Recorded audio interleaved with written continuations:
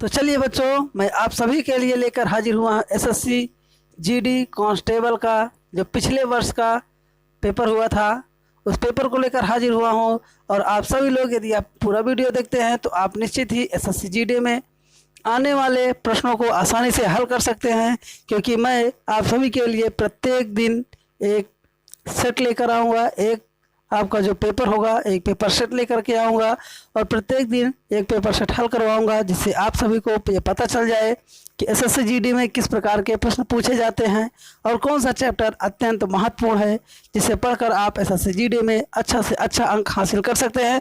तो चलिए बच्चों, आज आपका पहला पेपर है, यानी कि आपका सेट नंबर 1 है।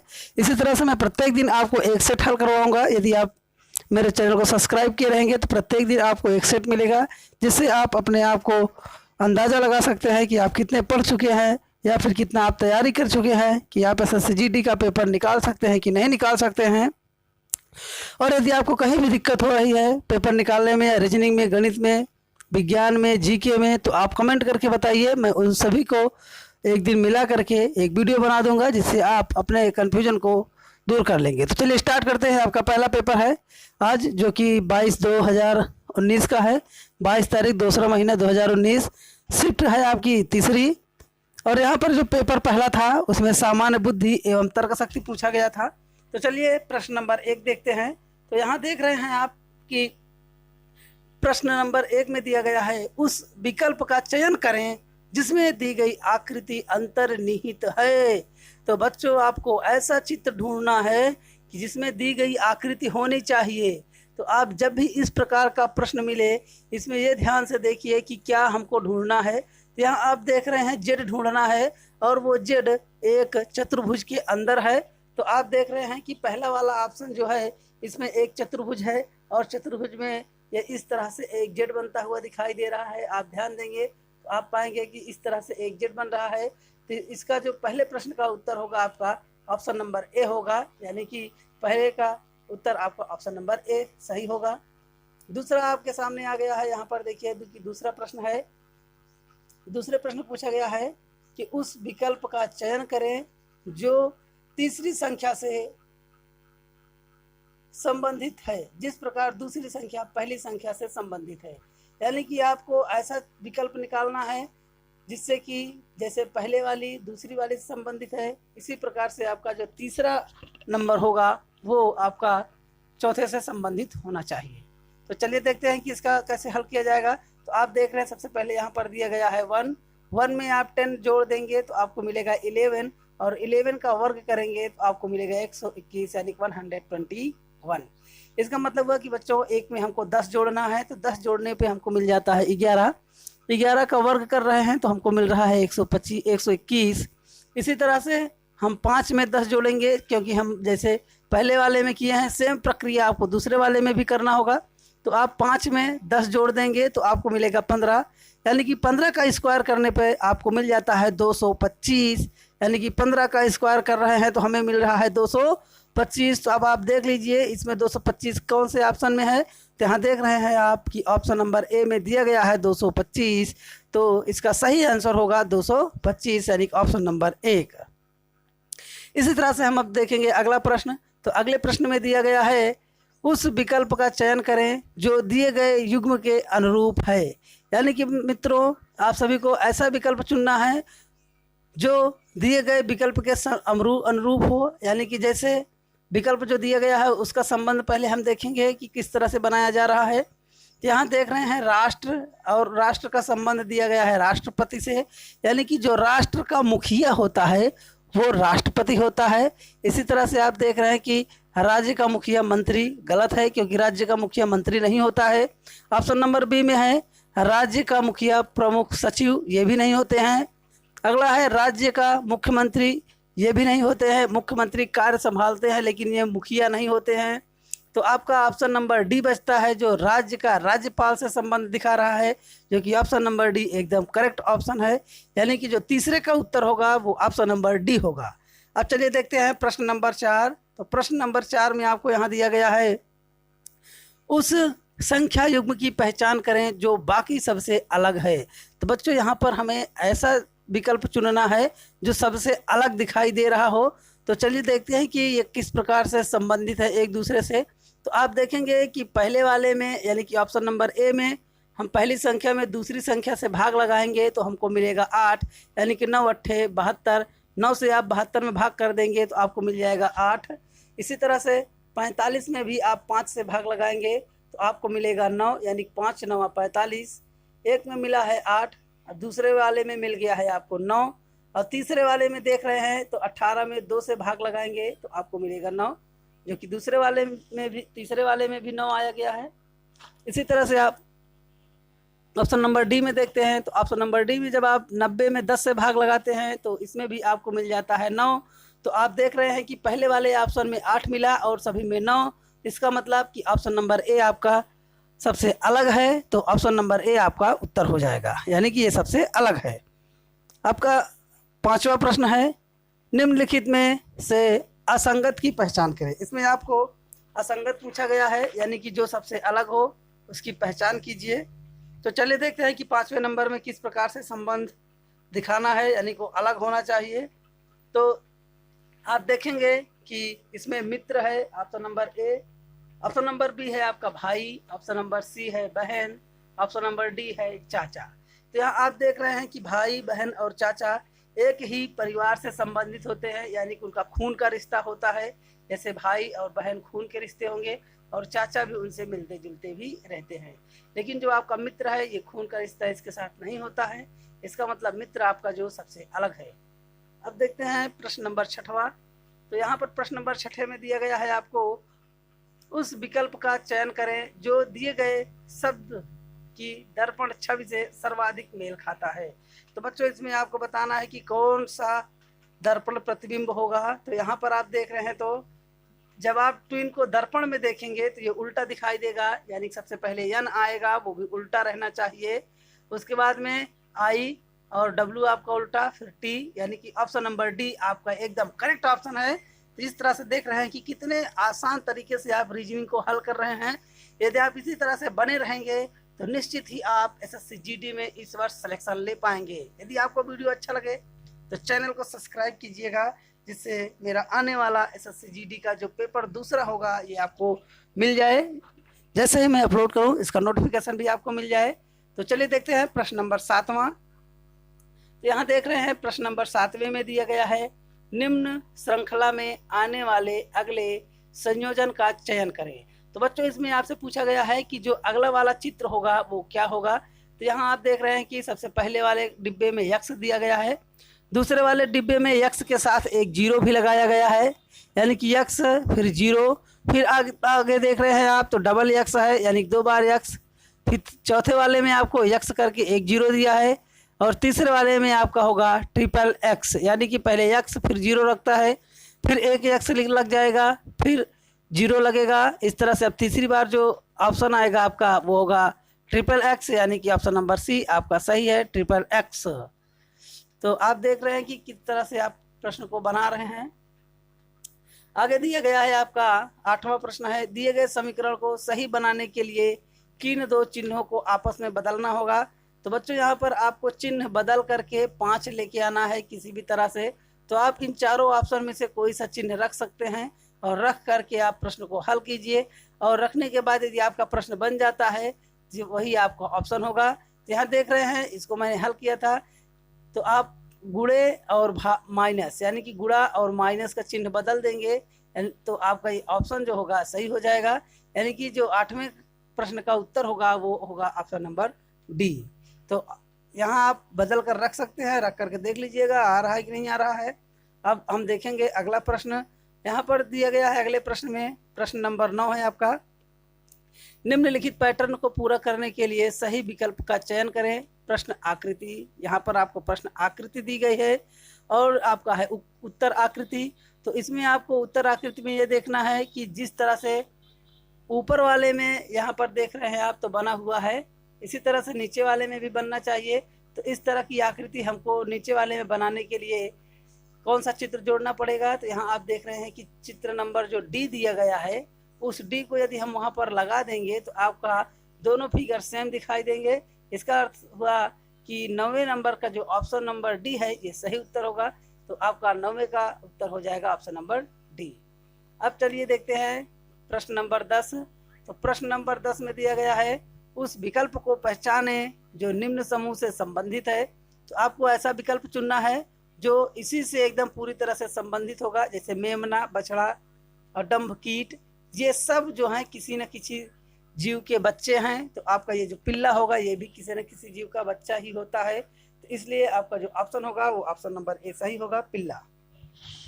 आगे है निम्नलिखित संख्या श्रृंखला में दो संख्याओं को कोष्टक में रखा गया है।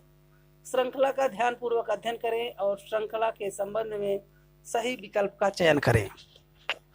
तो यहाँ आप देख रहे हैं एक श्रृंखला दी गई है, उस श्रृंखला में दो ऐसे नंबर हैं जो ब्रैकेट के अंदर लिखे गए हैं। तो आपको दोनों ब्रैकेट में से ये पता लगाना है कि कौन सा ऑप्शन सही है और कौन सा गलत है। तो चलिए देखते हैं कि किस प्रकार से ये श्रेणी बनाई गई है।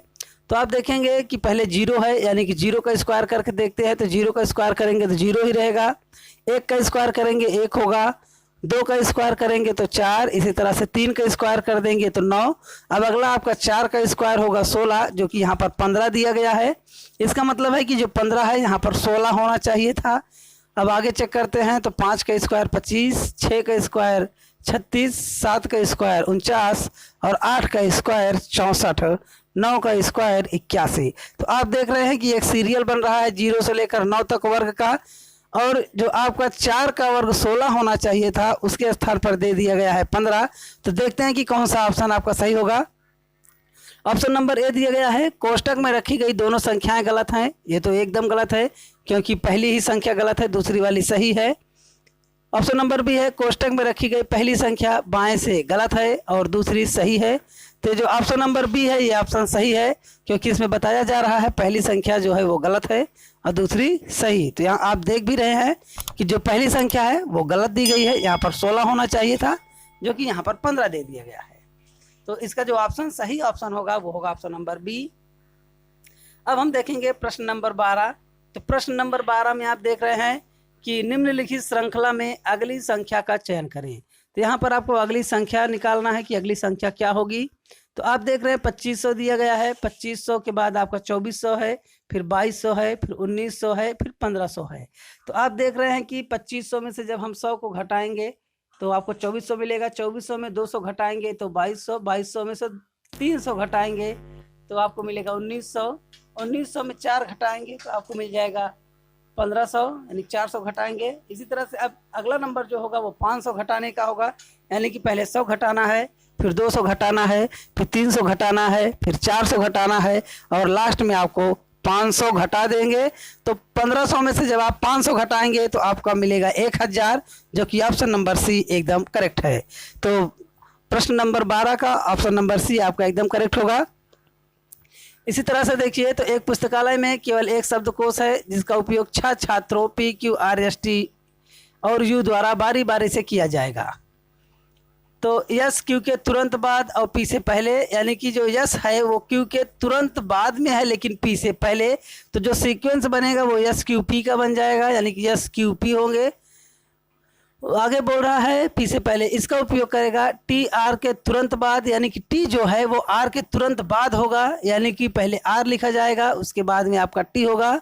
और यू से पहले, यू से पहले का मतलब है कि जो होगा आपका आर टी यू बन जाएगा। और आगे कह रहा है कि क्यू यू के बाद शब्दकोश का उपयोग करता है, तो अंत में शब्दकोश का उपयोग कौन करेगा। तो जिस तरह से हमने बनाया है ऐसे आप बनाएंगे, तो जब आप बना देंगे तो आपको समझ में आ जाएगा कि कौन सा ऑप्शन सही है। तो ये इसका जो सही ऑप्शन होगा वो ऑप्शन नंबर डी है। ऑप्शन नंबर डी आपका एकदम करेक्ट आंसर है। आगे दिया गया है कि 4 व्यक्ति, 2 पुरुष और 2 महिलाएं एक रेस्टोरेंट में बैठे थे। वे गोल मेज, यानी कि वे मेज के उत्तर, पूरब, दक्षिण और पश्चिम में बैठे हैं, यानी कि उनकी दिशाएं जो है वो चारों दिशाओं में मुंह करके बैठे हुए हैं। और आगे कह रहा है कि एक दूसरे के सामने बैठे है ना। कोई भी महिला पूर्व दिशा का सामना नहीं कर रही है, इसका मतलब कोई भी महिला पूरब की ओर नहीं देख रही है। एक दूसरे के सामने बैठे व्यक्ति एक ही लिंग के नहीं थे, यानी कि जो आमने सामने व्यक्ति हैं वो एक ही लिंग के नहीं है, इसका मतलब आमने सामने ना तो पुरुष पुरुष है ना तो महिला महिला ही है। इसका मतलब एक तरफ महिला है तो दूसरी तरफ एक पुरुष होगा, फिर एक तरफ महिला होगा तो दूसरी तरफ एक पुरुष होगा। इस तरह से जो आप अपना बैठक परीक्षण बनाएंगे मेज के चारों ओर का, तो उसका जो सही उत्तर होगा वो आपका ऑप्शन नंबर 14 है आपका ना। तो 14 का जो ऑप्शन नंबर होगा वो सी एकदम करेक्ट होगा, यानी कि उत्तर और पश्चिम। उत्तर और पश्चिम आपका एकदम सही उत्तर होगा। आगे देखते हैं 15 नंबर क्वेश्चन। इसमें दिया गया है डी बराबर 3, जी बराबर 7, ऑल बराबर 47, तब फ्लावर बराबर बताइए। यानी कि आपको फ्लावर का मान बताना है। तो जैसे आप देख रहे हैं कि जिस प्रकार से आपका डी का स्थानीय मान होता है 4, आप सब लोग जानते हैं कि डी जो होगा वो 4 नंबर पे होता है। तो 4 में से 1 घटाएंगे यानी कि 4 माइनस 1, तो आपका मिल जाएगा 3। इसी तरह से 6 जो है वो जी का 1 घटाने पे मिलेगा, यानी कि जी का जो मान होता है वो 7 होता है। 7 में से 1 घटाएंगे तो आपको मिल जाएगा 6। इसी तरह से वाउल का निकालिएगा। वाउल का जब आप निकाल लेंगे तो आप देखेंगे कि निकालने पर आपको 48 मिलेगा। 48 में से आपको 1 घटाना है तो जिससे आपको 47 मिल जाएगा। तो उसके बाद में सब में से आप एक एक घटा के लिखेंगे। जैसे औल का हो गया, ओ का आप लिखेंगे 15, जैसे हम बना दे रहे हैं यहाँ पर, नहीं समझ पाएंगे तो। जैसे ओ का होता है 15, तो 15 में से 1 घटाएंगे तो आपको मिल जाएगा 14। ऐसे ही डब्लू का होता है 23, 23 में से 1 घटाएंगे तो आपको मिल जाएगा 22। इसी तरह से यल का होता है 12, 12 में से 1 घटाएंगे तो आपको मिलेगा 11। अब आप 14, 22 और 11 को जोड़ देंगे तो 14, 22, 11 को जोड़ने पर आपको मिलेगा 47। आप देख रहे हैं ये दिया गया है। इसी तरह से फ्लावर का निकालने के लिए तो पहले यफ होता है 6, तो 6 में से 1 घटाएंगे मिल जाएगा 5। इसी तरह से आपका यल होता है 12, 12 में से 1 घटाएंगे तो आपको मिलेगा 11। और ओ आपका 15 होगा, 15 में से 1 घटाएंगे। इसी तरह से डब्लू होगा 23, इसमें से 1 घटा दीजिएगा। फिर उसके बाद ई 5 होता है, उसमें से 1 घटाएंगे। और आर होता है आपका 18, उसमें से 1 घटाएंगे। तो सबको घटाने के बाद जो नंबर मिलेगा उन नंबरों को आप जोड़ेंगे तो आपको मिल जाएगा 73। जैसे आप देख रहे हैं कि 5, 11, 14, 22, 4 और 17, इन सभी को जोड़ने पर आपको मिलेगा 73, जो कि ऑप्शन नंबर आपका कौन सा है? Option number 73। तो आप देख रहे हैं यहाँ पर बी है, तो बी ऑप्शन नंबर 73 आपका सही होगा। अब अगला है कि दिए गए कथनों और निष्कर्षों को ध्यानपूर्वक पढ़िए। यानी दिया गया जो कथन है उसको ध्यानपूर्वक पढ़िए और निर्णय लीजिए कि कौन सा कथन तार्किक रूप से सत्य है, यानी कि जो कौन सा ऐसा कथन है जो सही है। तो चलिए देखते हैं। तो सबसे पहले यहाँ पर दिया गया है कुछ जानवर पक्षियां हैं, यानी कि जो कुछ जानवर है वो पक्षियां हैं। तो आप 2 गोला इस तरह से बनाएंगे, एक गोला ऐसे बनाइए और एक गोला इस तरह से। तो एक तरफ हो गए आपके जानवर, एक तरफ हो गए आपके पक्षी। अब उसमें कहा जा रहा है एक गाय एक जानवर है, यानी गाय जो है एक जानवर है। तो आप यहाँ भी जानवर को रख सकते हैं इस तरह बाहर, और यहाँ भी रख सकते हैं जहाँ पर पक्षी और जानवर दोनों मिल रहे हैं, यहाँ भी रखा जा सकता है। तो निष्कर्ष है कुछ पक्षियाँ जानवर हैं। तो कुछ पक्षियाँ जानवर हैं, आप देख रहे हैं पहले वाले चित्र से एकदम करेक्ट है, यानी कि ये कुछ भाग आपका जानवर में आ रहा है, यानी कुछ पक्षियाँ जानवर हैं, ये तो सही है। आगे कहा जा रहा है कि कोई गाय पक्षी नहीं है। तो पहले वाले चित्र से आप देखेंगे तो वहाँ पर आपको दिखाई देगा कि कोई गाय पक्षी नहीं है, परंतु आप दूसरे वाले चित्र में देखेंगे तो ये दूसरा चित्र हमने बनाया है, इस चित्र को देखेंगे तो आपको दिखाई देगा कि गाय पक्षी भी हो सकती है। तो इस तरह से इसमें कोई निष्कर्ष नहीं निकाला जा सकता है। हो सकता है कि चित्र नंबर 2 बन जाए या फिर आपका चित्र नंबर 1 हो। तो इसमें आपको निष्कर्ष निकालना बहुत ही कठिन होगा, इसलिए जो आपका सही ऑप्शन होगा वो केवल निष्कर्ष 1 होगा। तो देख लीजिए निष्कर्ष 1 किस में दिया गया है। तो ये देखिए आप ऑप्शन नंबर सी में दिया गया है कि केवल निष्कर्ष 1 अनुसरण करता है। इसका सही उत्तर होगा ऑप्शन नंबर सी। अब इसी तरह से हम देखेंगे अगला प्रश्न। तो यहाँ पर देख रहे हैं अब आ चुका है आपके सामने क्वेश्चन नंबर 17। तो 17 में देखते हैं तो दिया गया है निम्नलिखित में से असंगत की पहचान करें। असंगत का मतलब कौन सा सबसे अलग है। तो यहाँ पर आप देख रहे हैं के यन है, तो के का स्थानीय मान 11 होगा, यन का 14। ये देखिए के का 11 और यन का 14। दोनों का अंतर करेंगे तो आपको मिलेगा 3। इसी तरह से u आपका होता है 21 और y होता है 25, तो 25 और 21 का जब अंतर निकालेंगे तो आपको मिलेगा 4। ऐसे ही h और l का निकालिएगा अंतर तो आपको मिलेगा 4। इसी तरह से c और g का जब अंतर निकालेंगे तो आपको मिलेगा 4। तो यहाँ देख रहे हैं कि b, c और d में ऑप्शन जो घटाने पे मिल रहा है सब में 4 आ रहा है और a में घटाने पर आपको मिला है 3। इसका मतलब सब में 4 आना चाहिए था, इसमें 3 आ गया है। तो ये ऑप्शन नंबर ए आपका गलत दिया गया है, यानी असंगत है। ये सभी के समान नहीं दिख रहा है, जो सभी के समान नहीं दिखता है उसको असंगत कहते हैं। ये हो जाएगा आपका option number A correct option.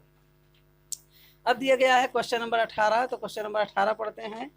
दिए गए कथनों और निष्कर्षों को ध्यानपूर्वक पढ़ें और निर्णय लें कि कौन सा निष्कर्ष तार्किक रूप से कथन का अनुसरण करता है। तो यहाँ पर आपको 2 कथन दिए गए, एक कथन दिया गया है, एक कथन को पढ़ करके आपको 2 निष्कर्ष दिए गए हैं, इसमें से सही निष्कर्ष का चयन करना है। तो चलिए देखते हैं कथन क्या है। कथन में कह रहा है राष्ट्रीय मानदंड प्रति 1000 संख्या पर 150 बिस्तर का है, यानी कि जो राष्ट्रीय मानदंड है उसके अनुसार 1000 व्यक्ति के लिए 150 बिस्तर होना अनिवार्य है, यानी कि 1000 व्यक्ति होंगे तो उसके उनके लिए 150 बिस्तर होना चाहिए। यह सरकार का निर्णय है। लेकिन इस राज्य के अस्पतालों में प्रति 1000 पर 200 बिस्तर उपलब्ध हैं। लेकिन जो ये एक राज्य दिया गया है, इस राज्य के अंदर प्रति 1000 के लिए 200 बिस्तर उपलब्ध है, यानी कि आप देख रहे हैं कि जो सरकारी मानदंड है वो 1500 का था, लेकिन अस्पताल क्या है उसने रखा है 200 है ये, तो 200 बिस्तर उपलब्ध करवाए हैं। इसका मतलब है कि ये 50 ज़्यादा रखा है, सरकार जितना बोला था उससे भी 50 ज़्यादा है। तो निष्कर्ष देखते हैं, राज्य का मानदंड उचित है। राज्य का मानदंड उचित है कि नहीं है इसकी तो कोई बात ही नहीं है। कथन में देखिए, कथन में कहा जा रहा है कि बिस्तर सरकारी मानदंड जो है उसके अनुसार 150 होना चाहिए था और एक अस्पताल है जो कि 200 रखी है। तो इसमें कहीं पर भी राज्य के मानदंड का उचित होना नहीं बताया जा रहा है। दूसरा है राज्य की व्यवस्था प्रणाली इस संबंध में पर्याप्त देखभाल कर रही है। ये ऑप्शन आपका सही हो सकता है, क्योंकि राज्य की जो स्वास्थ्य प्रणाली है वो बिस्तर के संबंध में उचित देखभाल कर रही है, तभी तो वहाँ पर बिस्तर अधिक से अधिक उपलब्ध हैं। इसका मतलब जो सेकंड ऑप्शन है निष्कर्ष का ये सही होगा। तो ये देखिए ऑप्शन नंबर सी में दिए, ऑप्शन नंबर सी नहीं है, देख लीजिए ऑप्शन नंबर डी है। तो ऑप्शन नंबर डी आपका सही होगा, यानी कि जो 18 का जो सही ऑप्शन होगा वो होगा आपका ऑप्शन नंबर डी। इसी तरह से हम अब देखेंगे 19 नंबर प्रश्न। तो 19 नंबर में दिया गया है निम्नलिखित में से असंगत युग्म की पहचान करें। तो यहाँ पर आपको असंगत बताना है कि कौन सा असंगत होगा। क्या देख रहे हैं प्रश्न नंबर 19 आ गया है। तो प्रश्न नंबर 19 में दिया गया है निम्नलिखित में से असंगत युग्म की पहचान करें। तो यहाँ पर आपको सबसे अलग युग्म जो होगा उसी की पहचान करना है। तो चलिए देखते हैं कि सबसे अलग ऑप्शन कौन सा है। सुखंडी हड्डी, यानी कि जो सुखंडी होता है ये एक प्रकार का हड्डी का रोग है। तो यहाँ पर देखिए सुखंडी हड्डी का रोग होता है, ये तो सही है। आगे है तपेदिक हृदय। तो यहाँ पर आप देख रहे हैं कि तपेदिक जो है वो हृदय का रोग नहीं होता है। तो ये ऑप्शन नंबर बी आपका हमको गलत लग रहा है। तो आप आगे भी देख लेते हैं, पता नहीं हमको इससे भी अलग कोई ऑप्शन मिल जाए। तो ऑप्शन नंबर सी में दिया गया है आपका रतौंधी आँख, यानी कि जो रतौंधी होती है वो आँख की बीमारी होती है। तो यहाँ पर आपको रतौंधी आँख, ये भी हमको सही लग रहा है। आगे है आपका पीलिया, पीलिया यकृत। तो पीलिया भी यकृत का ही रोग है। यहाँ देख रहे हैं कि जो 3 ऑप्शन, ऑप्शन नंबर ए, सी और डी है, ये तो एकदम सही है। ये जो ऑप्शन नंबर बी आपका है यही सबसे अलग दिखाई दे रहा है, क्योंकि तपेदिक हृदय का रोग नहीं होता है, इसलिए जो ऑप्शन नंबर डी होगा ये आपका असंगत होगा। तो इसका सही उत्तर है ऑप्शन नंबर डी। तो अब चलते हैं अगला प्रश्न देखते हैं, प्रश्न नंबर 21। यहाँ पर दिया गया है उस संख्या का चयन करें, उस संख्या का चयन करें जो निम्न समूह से संबंधित नहीं है। तो इसमें आपको ऐसा युग्म चुनना है जो सबसे अलग है। तो देखते हैं सबसे अलग ऑप्शन कौन सा है भैया। यहाँ पर आप देख रहे हैं एक है, उसके बाद में एक दिया गया है, यानी कि एक का एक में ही गुणा करेंगे तो हमको एक मिलेगा। फिर एक में 1.5 से गुणा कर देंगे तो आपको 1.5 मिल जाएगा, यानी कि 1.5 का गुणा एक में करेंगे तो आपको 1.5 ही मिलेगा। अब 1.5 में आप 2 से गुणा करेंगे तो 3 मिल जाएगा, और आप 3 में 1.5 से गुणा करेंगे तो आपको मिलेगा इस तरह से 7.5। तो यहाँ देख रहे हैं आपकी पहले 1 से गुणा किया गया, फिर 1.5 से, फिर 2 से, फिर 2.5 से, इसी तरह से अगले में आपका 3 से होगा, फिर 3.5 से होगा, फिर 4 से होगा, फिर 4.5 से होगा। इस तरह से आप जब गुणा करते चले जाएंगे तो आपका जो ऑप्शन नंबर डी है ये आपका गलत मिलेगा, क्योंकि ऑप्शन नंबर डी जहाँ पर 310 दिया गया है यहाँ पर 315 होना चाहिए था। जब आप 78.75 में 4 से गुणा करेंगे तो आपको मिलेगा 315, जो कि यहाँ पर 310 दिया गया है। तो ये जो ऑप्शन नंबर डी है ये एकदम गलत है, सरासर गलत है, इसको आप देख ही रहे हैं। अब हम देखेंगे 22 नंबर। तो 22 नंबर ऑप्शन में हम देखते हैं, तो यहाँ देख रहे हैं आप 22 नंबर प्रश्न में। तो 22 नंबर में दिया गया है एक चौकोर पारदर्शी कागज मोड़ने के बाद ठोस रेखाओं द्वारा चित्र में दर्शाए गए रूप में दिखाई देता है। वापस खोलने पर यह कैसा दिखाई देगा? घुमाने की अनुमति नहीं है, यानी कि आप घुमाएंगे नहीं। इसी तरह से ये आपको बताना है कि इसमें कौन सा ऑप्शन सही है। तो चलिए देखते हैं। जब आप ऊपर दिया गया जो प्रश्न आकृति है उस तरह से कागज को मोड़ेंगे तो आप पाएंगे कि खोलने पर उसी तरह से सेम दिखाई देगा, यानी कि जो प्रश्न आकृति है उसी तरह से आपकी उत्तर आकृति भी होगी। तो चलिए देखते हैं कि उत्तर आकृति कैसी दिखाई दे रही है। यहाँ देख लीजिए, जो उत्तर आकृति है आपकी, यहाँ पर वो उत्तर आकृति आपकी ऑप्शन नंबर बी से मिल रही है, एकदम एग्जैक्ट देख लीजिए। तो उत्तर आकृति जो ऑप्शन नंबर बी है इसी से मिल रही है, यानी कि जो आपका 22 नंबर का सही ऑप्शन होगा वो ऑप्शन नंबर बी होगा। ऐसे ही अब हम देखेंगे प्रश्न नंबर 23वां। प्रश्न नंबर 23 में दिया गया है यदि मार्केट को NCUOJZ के रूप में कूटबद्ध किया जाए तो रेस्पेक्ट को किस रूप में कूटबद्ध किया जाएगा? तो यहाँ आप देख रहे हैं मार्केट को NCUOJZ के रूप में लिखा गया है।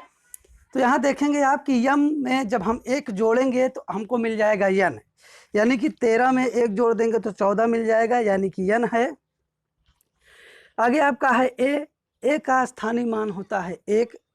एक में आप 2 जोड़ेंगे तो आपको मिलेगा सी, यानी कि 3। ऐसे ही आप देखिए तो 18 है, आर का जो स्थानीय मान होता है वो होता है 18। तो आर में आप 3 जोड़ेंगे तो आपको मिल जाएगा 21। इसी तरह से के है 11, तो 4 जोड़ने पर आपको 15 मिलेगा, यानी कि ओ। ऐसे ही 5 है तो 5 में आपको 5 जोड़ना है तो मिल जाएगा 10, जो कि जे है। इसी तरह से आपका टी में आप 6 जोड़ेंगे तो आपको मिलेगा 20, यानी कि 20 टी होता है। टी में आपको 6 जोड़ना है तो आपको मिल जाएगा 26। इसी प्रकार से आपको पहले आर में 1 जोड़ना है, ई में 2 जोड़ना है, एस में 3 जोड़ना है, पी में 4 जोड़ना है, ई में 5 जोड़ना है, सी में 6 जोड़ना है और टी में 7 जोड़ना है। तो जब आप जोड़ेंगे तो आपको मिलेगा SGVTJIA, यानी कि जो ऑप्शन नंबर ए है वो एकदम एग्जैक्ट सही है। फटाक से दगा लगाई है फटाफट। मैंने कहा ना आपको कि आपको मैं सफल करवा के ही छोड़ूंगा। लगातार आप बने रहेंगे तो निश्चित ही आप सफलता के करीब होंगे। यदि जो बच्चे चाहते हैं कि उन्हें सफलता मिले वो लगातार मेरे वीडियो के साथ जुड़े रहें, चैनल को सब्सक्राइब कर लें, क्योंकि आपको इस वर्ष में SSC GD में सिलेक्शन अवश्य दिलवा दूंगा यदि आप चैनल के साथ जुड़े रहें। और जितने बच्चे चैनल के साथ जुड़े रहेंगे मैं उनको लगातार ऐसे ही एक सेट का वीडियो अपलोड करवाता रहूँगा, जिससे उनको अंदाज़ा लग जाए कि किस प्रकार का प्रश्न SSC GD में पूछा जाता है, और वो बिना घबराए SSC GD का पेपर दे करके सफलता का परचम लहराते हुए अपने घर को आएंगे। और जिनको रीजनिंग में या गणित में या फिर जीके में कहीं पर भी परेशानी हो रही है वो कमेंट बॉक्स में उस प्रश्न का फ़ोटो खींच करके भेज सकते हैं। वो उसमें जब फ़ोटो खींच के भेजेंगे तो मैं उन सभी प्रश्नों का एक वीडियो बना दूंगा, जिससे आपको अच्छे से समझ में आ जाएगा और आपका प्रश्न भी हल हो जाएगा। तो चलिए देखते हैं अगला प्रश्न। इसी तरह से आपके साथ मैं लगा रहा हूँ और आप भी मेरे साथ लगे रहिए, लगातार मेरा साथ दीजिए। मैं वादा करता हूँ कि आप एसएससी जीडी में एक सीट अपनी पक्की करके आएंगे। तो चलिए, आपको दिया गया है 24 नंबर प्रश्न। तो दिए गए वेन में आयत छात्रों का प्रतिनिधित्व करता है, यानी कि जो आपका आयत दिखाई दे रहा है यह छात्र को का प्रतिनिधित्व करता है। त्रिभुज शिक्षकों का प्रतिनिधित्व करता है, यानी जो त्रिभुज है ये सब शिक्षक हैं। और वृत्त खिलाड़ियों का प्रतिनिधित्व करता है, यानी कि जो वृत्त है यानी कि गोला, ये सब खिलाड़ियों को दिखा रहा है। आरेख का ध्यान पूर्वक अध्ययन करें और नीचे दिए गए प्रश्न का उत्तर दें। यानी कि जो चित्र दिया गया है इसका आपको आसानी के साथ सावधानी पूर्वक अध्ययन करना है, यानी कि उसको देखना है। देखने के बाद आपको उत्तर देना है, बिना देखे उत्तर मत दीजिएगा। तो चलिए, आपका गोला हो गया खिलाड़ी, त्रिभुज हो गया शिक्षक और ये हो गया छात्र यानी कि स्टूडेंट। तो आपको बताना है कि कितने छात्र खिलाड़ी हैं लेकिन शिक्षक नहीं, यानी कि छात्र और खिलाड़ी होने चाहिए, शिक्षक नहीं होने चाहिए। तो शिक्षक नहीं होंगे यानी कि त्रिभुज में जो नंबर होगा वो नहीं लेना है, और जो केवल आयत में होगा उसको भी नहीं लेना है, और जो केवल वृत्त में होगा उसको भी नहीं लेना है। यानी कि हमको लेना क्या है, जो आयत में हो और वृत्त में हो। ऐसा अंक ढूंढिए आप कि जो आयत में भी हो और वृत्त में भी हो। तो आप देखेंगे कि यहाँ पर जो 4 दिया गया है ये आयत में भी दिखाई दे रहा है और वृत्त में भी। तो इसका ऑप्शन नंबर सी आपका सही होगा, यानी कि 4। अगला आ गया है आपका क्वेश्चन नंबर 25। तो क्वेश्चन नंबर 25 देखते हैं हम यहाँ पर।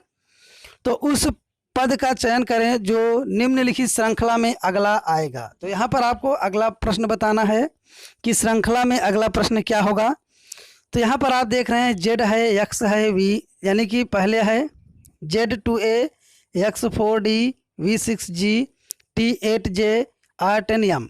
तो आप यहाँ पर देख रहे हैं Z का संबंध X से बनाइए। तो Z का X से, फिर X का V से, V का T से, T का R से, और R के बाद आपका जो अगला ऑप्शन होगा वो आपको निकालना है। तो आप देख रहे हैं Z में से 2 घटाएंगे तो X मिल जाएगा, X से 2 घटाएंगे तो हमको V मिलेगा। इसी तरह से 2 घटाते हुए चले जाएंगे। तो आप जब R यानी कि 18 है, 18 में से 2 घटा देंगे तो आपको मिल जाएगा 16 यानी कि P। तो देखते हैं P। तो यहाँ देख रहे हैं P 2 ऑप्शन में दिया गया है और दोनों में 12 भी दिया गया है, यानी कि P और 12 दोनों कॉमन होगा। तो अब हम अंतिम वाला ही चेक करेंगे। तो अंतिम वाला जब आप चेक करेंगे तो यहाँ पाएंगे A का D से संबंध बनाएंगे। तो A का D से संबंध आपका 3 जोड़ने पर बनेगा। इसी तरह से D में 3 जोड़ेंगे तो आपका G मिलेगा, G में 3 जोड़ देंगे तो आपको J मिल जाएगा, और J में 3 जोड़ते हैं तो M मिलता है, और M में 3 जोड़ते हैं तो आपको मिलता है T। तो जो आपका सही ऑप्शन होगा वो ऑप्शन नंबर बी होगा, यानी कि P12P सही ऑप्शन होगा। तो चलिए अब देखेंगे हम सब गणित का प्रश्न। गणित के पहले हम देख लेते हैं इसका जीके कैसे पूछा जाता है, क्योंकि बहुत से बच्चे ऐसे भी होते हैं जिनको जीके आज तक समझ में ही नहीं आता, कंफ्यूज रहते हैं। तो आज से आपका कंफ्यूजन दूर। तो चलिए देखते हैं जीके। तो यहाँ पर देखिए जीके आ चुका है आपका। तो जीके हम सब पहले हल करेंगे, उसके बाद आगे देखेंगे कि जीके के बाद भी क्या होता है। तो यहाँ देखते हैं ये आपका आ गया है, कहाँ से होगा, 26 नंबर से स्टार्ट होता है। ये है, ये देखिए पेपर नंबर 2 है आपका, सामान्य जानकारी यानी कि जनरल नॉलेज, जिसको कहते हैं हम जीके। तो इसमें जो पहला प्रश्न दिया गया है 26 नंबर का, इसमें दिया गया है पीर पांजाल पर्वत श्रेणी का सर्वोच्च चोटी कौन सी है। जिसमें आपसे पूछा जा रहा है कि पीर पांजाल की जो सबसे ऊंची चोटी है तो वो कौन सी है, यानी पीर पांजाल की सबसे ऊंची चोटी आपसे पूछा गया है। तो पीर पांजाल की सबसे ऊंची चोटी का नाम है इंद्रासन। तो आपका जो ऑप्शन नंबर सी है ये सही होगा, इंद्रासन। और चलिए पीर पांजाल के बारे में और अधिक जानकारी ले लेते हैं। तो जो आपका लघु हिमालय में पीर पांजाल, धौलावार, नाग टिब्बा, महाभारत श्रेणियाँ आदि इसके अंतर्गत आती हैं। तो जो पीर पांजाल है उसके अंतर्गत आने वाली जो अन्य पर्वत श्रेणियाँ हैं उसमें आता है धौलावार, नाग टिब्बा, महाभारत श्रेणियाँ ये सब भी आते हैं उसके अंतर्गत। और आपका जो लघु हिमालय है उसी में ही पीर पांजाल और बनिहाल दर्रा भी पाया जाता है। आपसे हो सकता है कि इस तरह से भी पूछ ले कि लघु हिमालय में मिलने वाले प्रमुख दर्रों का नाम बताइए। जो प्रमुख दर्रे होते हैं लघु हिमालय का, उनमें आपका पीर पांजाल आता है और उसके साथ में आएगा आपका बनिहाल दर्रा। और इंद्रासन चोटी की जो ऊंचाई है वो ऊंचाई है 6221 मीटर, यानी कि जो इंद्रासन पर्वत श्रेणी है इसकी ऊंचाई है 6221 मीटर। और माउंट कमेटी की जो ऊंचाई है वो 7750 मीटर है। इसी तरह से आपका कभी मान लीजिए पूछ ले कि नंदा देवी की चोटी, तो नंदा देवी के चोटी की ऊंचाई होगी आपकी 7817 मीटर। और अगला मान लीजिए कभी हो सकता है पूछा जाए कि विश्व का अधिकांश ऊंची चोटी हिमालय पर्वत श्रेणी में पाई जाती है, यानी कि जो विश्व की अधिकांश ऊंची पर्वत श्रेणियां हैं ये सभी पर्वत श्रेणियां आपकी हिमालय में ही पाई जाती हैं। तो इस तरह से आपने देखा कि पीर पांजाल से मिलते जुलते हमने आपको कितना प्रश्न बताया कि इंद्रासन की ऊंचाई पूछ सकता है आपसे, माउंट कमेंट ऊंचाई पूछ सकता है, नंदा देवी की ऊंचाई पूछ सकता है। तो इस तरह से आप लिख भी सकते हैं। आगे चलिए देखते हैं। तो दिया गया है विटामिन ए की कमी से क्या होता है, यानी कि विटामिन ए की कमी से कौन सा रोग हो जाता है। तो विटामिन ए की कमी से आपको रतौंधी नामक रोग होता है, जो कि ऑप्शन नंबर ए सही है। और भी देख लीजिए कि विटामिन ए की कमी से क्या क्या हो सकता है। तो विटामिन ए की कमी से जीरोथैलेमिया, यानी कि जीरोथैलेमिया नामक रोग भी हो सकता है। तो हो सकता है इसमें वो पूछा गया है रतौंधी, आपसे जीरोथैलेमिया पूछ ले तो विटामिन ए की कमी से एक दूसरा रोग भी हो जाता है जिसको हम जीरोथैलेमिया कहते हैं। और विटामिन ए का रासायनिक नाम होता है रेटिनॉल, यानी कि विटामिन ए का नाम भी पूछा जा सकता है आपसे। तो विटामिन ए का रासायनिक नाम पूछेगा तो आप लिखेंगे रेटिनॉल, यानी कि विटामिन ए का रासायनिक नाम होता है। और जो विटामिन ए सबसे अधिक पाया जाता है वो आपका गाजर में पाया जाता है, यानी गाजर में सबसे अधिक विटामिन ए पाया जाता है। हो सकता है आपसे पूछ ले कि सबसे अधिक विटामिन ए किस में पाया जाता है, तो आप बताएंगे गाजर। अगला इसका समझ लेते हैं। अगला एक है गाजर में कैरोटीन पाया जाता है, यानी कि गाजर जो होती है उसके अंदर कैरोटीन पाया जाता है। और जो विटामिन डी होता है इसकी कमी से आपको सुखंडी रोग होगा, इसमें दिया गया है सुखंडी। तो सुखंडी रोग आपका विटामिन डी की कमी से होता है। और खून की कमी जो है उसको हम एनीमिया कहते हैं, इसको भी जान लीजिएगा। खून की कमी जो होता है एनीमिया, सूखा रोग के कारण, यानी कि आयरन की कमी होगी तो आपके अंदर खून की कमी भी हो जाती है। तो ये हो गए आपके विटामिन ए के बारे में जानकारी। अब देखते हैं अगला प्रश्न। तो अगला प्रश्न है आपका अफ्रीका किलिमंजारो का सर्वोच्च पर्वत शिखर किस देश में स्थित है। अफ्रीका किलिमंजारो का पर्वत शिखर किस देश में स्थित है। तो आपसे पूछा गया है किलिमंजारो का। तो चलिए किलिमंजारो जो है आपका ये तंजानिया देश में स्थित है। इसका मतलब है कि जो इसका ऑप्शन नंबर डी है ये सही है। किलिमंजारो जो है ये तंजानिया में स्थित है। अब चलिए किलिमंजारो के बारे में अन्य जानकारियाँ भी ले लेते हैं। तो जो आपका किलिमंजारो शिखर है इसकी ऊंचाई होती है 5895 मीटर। तो हो सकता है कि आपको किलिमंजारो शिखर की ऊंचाई पूछा जाए अगले बार, तो आपसे पूछा जाएगा तो आप बताएंगे कि 5895 मीटर। और एशिया की बात की जाए तो पूरे एशिया का सबसे ऊंचा शिखर जो है उसको हम माउंट एवरेस्ट कहते हैं। और ये विश्व की सबसे सर्वोच्च चोटी है, यानी कि सबसे ऊंची चोटी है माउंट एवरेस्ट। और अगर आपसे पूछा जाए यूरोप का सबसे सर्वोच्च शिखर, तो यूरोप का सबसे सर्वोच्च शिखर एलबुर्ज है। हो सकता है आपका यूरोप का पूछा जाए, तो यूरोप का यदि पूछा जाए कि यूरोप का सबसे ऊंचा शिखर क्या है, तो सबसे ऊंचा शिखर यूरोप का है एलबुर्ज। हो सकता है कि आगे आपसे पूछे कि उत्तरी अमेरिका का उच्चतम पर्वत शिखर, तो उत्तरी अमेरिका का जो सबसे ऊंचा पर्वत शिखर है उसको हम मैकिन्ले कहते हैं, मैकिन्ले। और दक्षिण अमेरिका का सबसे सर्वोच्च शिखर एंकाकागुआ है, यानी कि जो दक्षिण अमेरिका का जो सबसे ऊंचा शिखर है उसको एंकागुआ कहते हैं। और ऑस्ट्रेलिया का सबसे सर्वोच्च शिखर कोस्कियुस्को है, यानी कि कोस्कियुस्को, ये आपका ऑस्ट्रेलिया का है। तो आपने देखा कि आपको मैंने कई देशों के जो सबसे ऊंचे ऊंचे पर्वत हैं उनको, इनके बारे में जानकारी दिया है।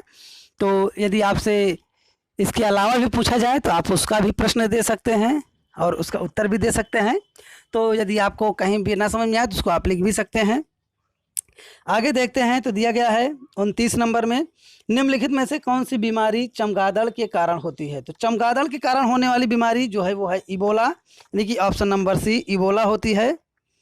और चलिए इबोला के बारे में और भी जानकारी हम प्राप्त करते हैं।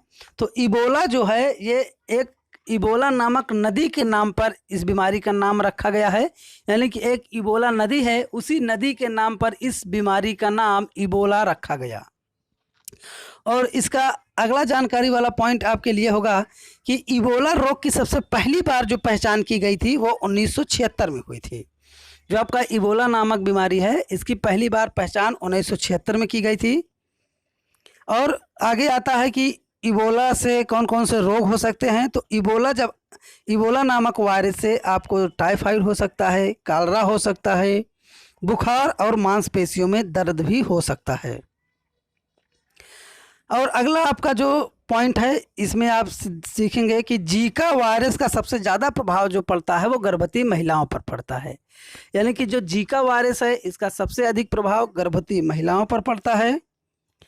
और डेंगू ज्वर होने का जो मेन कारण है वो अरबो वायरस है, यानी कि जो डेंगू रोग होता है उसके होने का मेन कारण जो है वो आपका आता है अरबो वायरस, यानी कि अरबो वायरस के कारण आपको डेंगू होता है।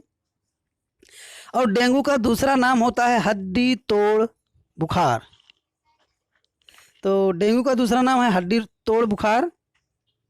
और जो हर्पीस नामक रोग है ये त्वचा को प्रभावित करता है। हर्पीस नामक रोग आपके त्वचा को प्रभावित करेगा। और हर्पीस रोग के होने का कारण है हर्पीस विषाणु, यानी हर्पीस रोग हर्पीस विषाणु के कारण ही होता है। तो चलिए अगला प्रश्न देखते हैं। देखिए यहाँ पर हम जीके में आपको विस्तार से समझा रहे हैं कि आपको कहीं पर भी कोई दिक्कत ना आए। आगे है तीजन भारत के किस राज्य में मनाया जाने वाला त्यौहार है। तो आपसे पूछा गया है कि तीजन जो है ये भारत के किस राज्य में मनाया जाने वाला त्यौहार होता है। तो चलिए तीजन के बारे में संपूर्ण जानकारी लेते हैं। तो सबसे पहले आप जानेंगे कि तीजन जो है भारत के पंजाब राज्य में मनाया जाने वाला एक त्यौहार है, यानी कि जो तीजन है ये पंजाब राज्य में मनाया जाता है। और तीजन जो है ये मानसून जब आ जाता है चारों तरफ हरियाली फैल जाती है तो इसी दौरान तीजन त्यौहार मनाया जाता है, यानी कि हरियाली की खुशी में, यानी जब प्राकृतिक बारिश करती है, बारिश के कारण चारों तरफ हरियालियाँ हो जाती हैं तो उसी हरियाली को देख करके खुश होते हैं लोग और खुश होकर के ही इस त्यौहार को मनाते हैं। इसी कारण इसका नाम तीजन रखा गया है। और यह त्यौहार मुख्य रूप से पंजाब में भी मनाया जाता है, हरियाणा में, राजस्थान और चंडीगढ़ में, इन सभी जगहों पर भी मनाया जाता है, लेकिन सबसे प्रमुख आपका पंजाब ही है। अगला आता है आपका पंजाब का जो दूसरा महत्वपूर्ण त्यौहार है उसका नाम है लोहड़ी। तो पंजाब में एक बहुत ही महत्वपूर्ण त्यौहार मनाया जाता है जिसका नाम होता है लोहड़ी। और बैसाखी भी आपका वही मनाया जाता है पंजाब में ही। पंजाब में बैसाखी रबी की फसल तैयार हो जाने पर होती है। और एक अगला त्यौहार है आपका हेमिस। हेमिस जो है ये लद्दाख में मनाया जाने वाला एक प्रमुख त्यौहार है। तो यहाँ आप देख रहे हैं कि त्यौहार के बारे में संपूर्ण जानकारी मैं आपको दे दिया हूँ कि कौन सा त्यौहार कहाँ मनाया जाता है। अब हम देखेंगे कि दुनिया का सबसे बड़ा फुटबॉल स्टेडियम, यानी कि जो आपका प्रश्न नंबर 31 है, इसमें है कि दुनिया का सबसे बड़ा फुटबॉल स्टेडियम रुंगराडो स्टेडियम किस देश में स्थित है। तो रुंगराडो स्टेडियम जो है आपका उत्तर कोरिया में स्थित है, यानी कि जो रुंगराडो स्टेडियम है या उत्तर कोरिया में स्थित है। और फुटबॉल के खेल के मैदान को, जो फुटबॉल जहाँ खेला जाता है उस फुटबॉल के खेल के मैदान को फील्ड कहा जाता है। और जो इसका दूसरा पॉइंट है तो उसको देख लेते हैं। तो फुटबॉल आपका ब्राज़ील और फ्रांस का राष्ट्रीय खेल है, यानी कि फुटबॉल फ्रांस और ब्राज़ील में राष्ट्रीय खेल का दर्जा प्राप्त है। फुटबॉल का सबसे बड़ा कप फीफा फुटबॉल कप है, यानी कि जो फुटबॉल का सबसे बड़ा कप होता है उसको हम फीफा कहते हैं। अगला है जो फीफा जो है 2022 में होने वाला है। ये बहुत ही महत्वपूर्ण है क्योंकि आपसे पूछा जा भी सकता है कि 2022 में होने वाला फीफा वर्ल्ड कप कहाँ होगा। तो 2022 में जो फीफा वर्ल्ड कप होगा वो आपका कतर में होगा, यानी कतर देश में 2022 का वर्ल्ड कप होगा, वो भी फुटबॉल का। अब अगला ऑप्शन आता है आपका 32 नंबर। 2018 तक आम का सबसे बड़ा उत्पादक देश कौन सा है। तो इसमें आपसे पूछा जा रहा है कि 2018 तक किस देश में आम सबसे अधिक उगाए जाते थे। तो 2018 तक सबसे अधिक आम उत्पादित करने वाला देश भारत था, और भारत विश्व का सबसे अधिक आम उत्पादित करने वाला देश है। और भारत में लगभग 1.87 करोड़ टन, यानी कि 1.87 करोड़ टन आम प्रतिवर्ष उत्पादित किया जाता है। अगला है, आम भारत का एक राष्ट्रीय फल भी है। बांग्लादेश के आम को राष्ट्रीय फल का दर्जा प्राप्त है, यानी कि बांग्लादेश जो है उसको भी राष्ट्रीय फल के रूप में आम को ही मानता है। और आम का जो वनस्पति नाम है इसको मैंगीफेरा इंडिका कहते हैं। तो आपसे ये भी पूछा जा सकता है कि आम का जो वैज्ञानिक नाम है उसको क्या कहते हैं। तो आम का वैज्ञानिक नाम है मैंगोफेरा इंडिका। इस तरह से अगला आएगा आपका, अगला प्रश्न देखते हैं। तो निम्नलिखित में से कौन सा जानवर प्रसुप्त अवस्था में रहता है, यानी कौन सा जानवर ऐसा है जो सदैव सोता रहता है। तो आपका ऑप्शन नंबर सी है चमगादड़। तो चमगादड़ जो है वो सदैव सोता ही रहता है, अधिकतर सोता ही रहता है। चमगादड़ एक स्तनधारी जीव भी है, और चमगादड़ जो है वो 20,000 हर्ट्ज से अधिक की ध्वनि को भी सुन सकता है, यानी 20,000 से अधिक हर्ट्ज की आवाज़ होगी उसको भी चमगादड़ सुन सकता है। और चमगादड़ का जो वैज्ञानिक नाम है वो उसको कहते हैं चिरोप्टेरा, यानी CHIROPTRA।